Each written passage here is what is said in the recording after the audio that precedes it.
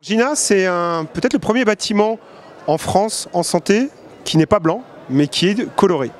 Ça montre un peu l'ambition de la diversité des acteurs qu'on souhaite accueillir ici, qui viennent de la medtech, du numérique, de la bioproduction.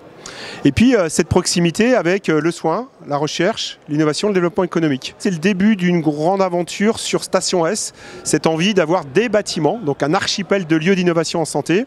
Gina 5500 m², Rosa qui va nous arriver 10 000 m² en 2029, et puis d'autres bâtiments qui ne sont pas nommés, peut-être voilà, avec 10 000 m² encore. Donc une ambition d'avoir sur l'île de Nantes cet archipel de lieux d'innovation en santé.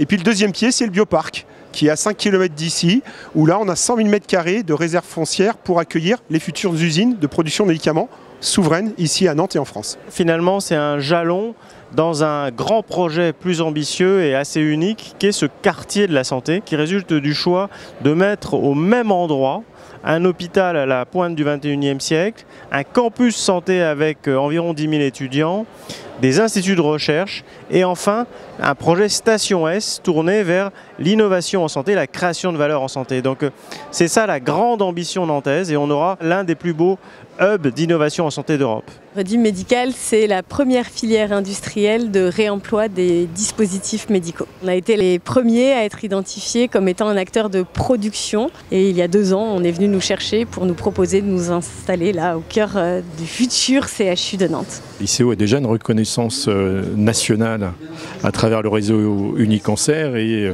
une reconnaissance internationale via son label ARC en termes d'innovation. Et il nous semblait important de venir intégrer le GINA pour consolider cette reconnaissance métropolitaine.